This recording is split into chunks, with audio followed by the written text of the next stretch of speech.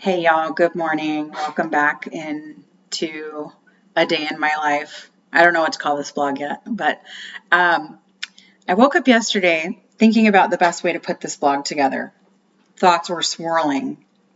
It's actually what woke me up. Should I film as I go with multiple updates from each hobby or undertaking along the way? Should I collect film and edit them together like a monthly update on a single topic? Maybe I should ask my audience what they'd like to see better. I really want to make sure that it's interesting to them. Stop. Full stop. I had to stop myself.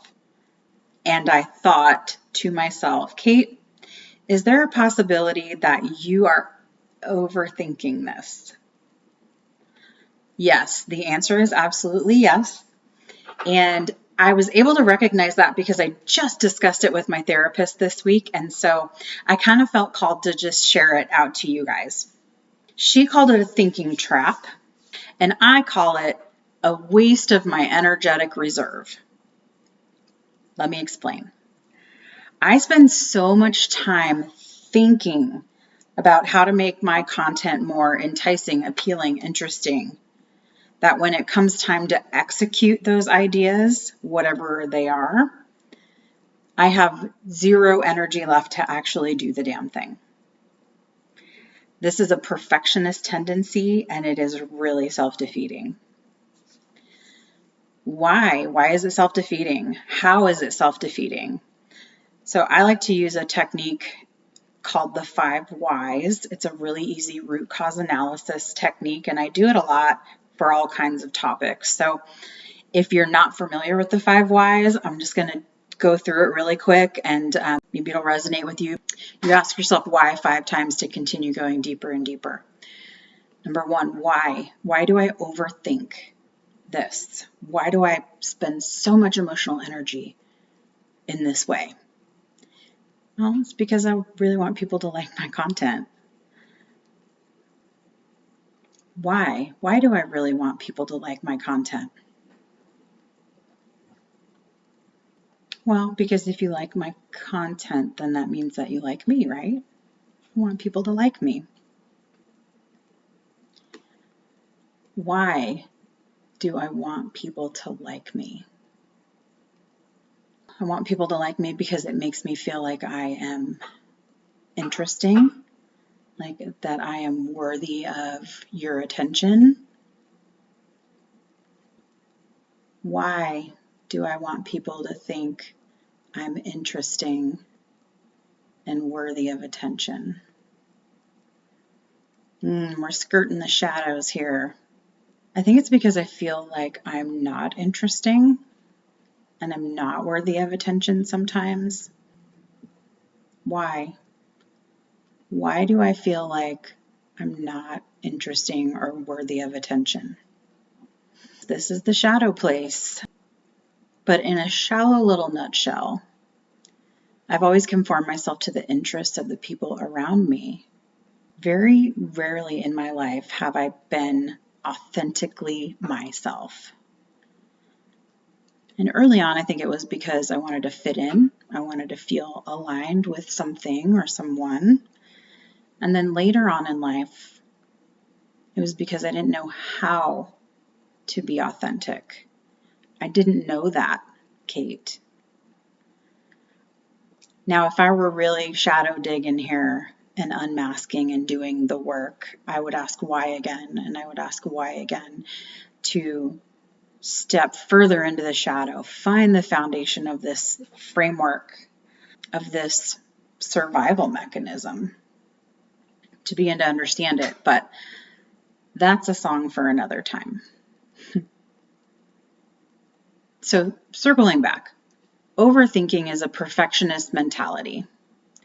And the result of this overthinking is emotional and spiritual exhaustion and paralysis. It's essentially over planning and under delivering. Have you ever heard the term mise en place? It's a French cooking term, that translates loosely to setup or having everything in place.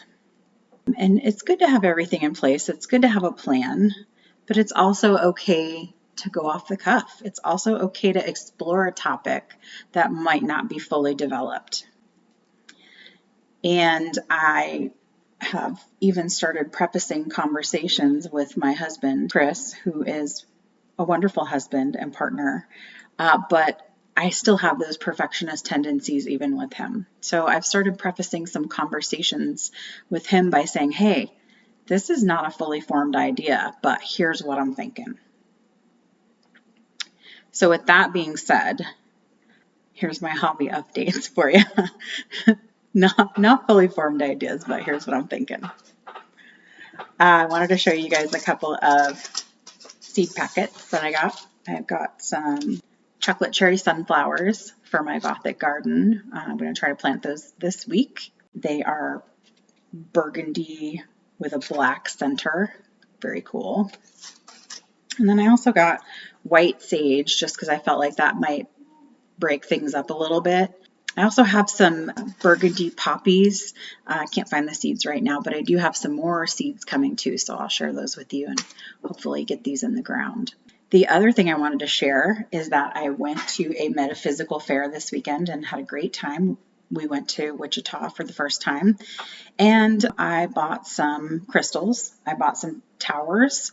I have a lot of small crystals and palm stones.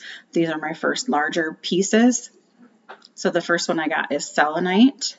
Selenite is kind of pure white energy. It's for clearing and positive energy, purification. It's for clearing your own energy field and that of your environment. It can clear energies from other crystals and purifies the energy that you can kind of pick up in your day-to-day life. It's very positive, very high in vibration. So it's always good to have a lot of selenite.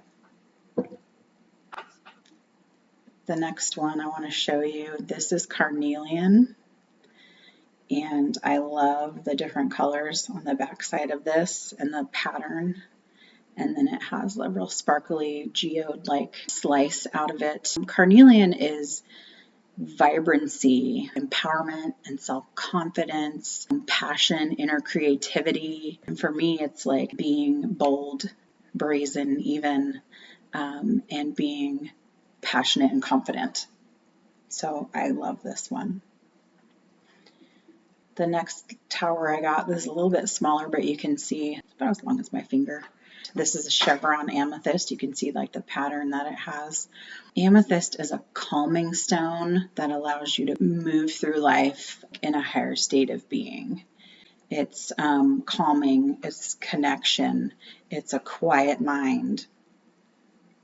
And to me, it's kind of the opposite of this carnelian. So this is passionate, powerful, brazen.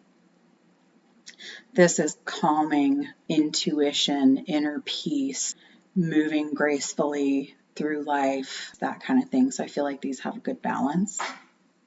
The last thing I wanted to show you is my little moonstone bunny.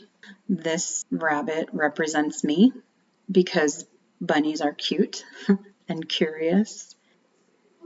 And moonstones are known as the stones of new beginning. So moonstone is about awakening, but also about emotional balance. And so awakening feminine energy, soothing emotional instability and stress. And so this little moonstone bunny represents me.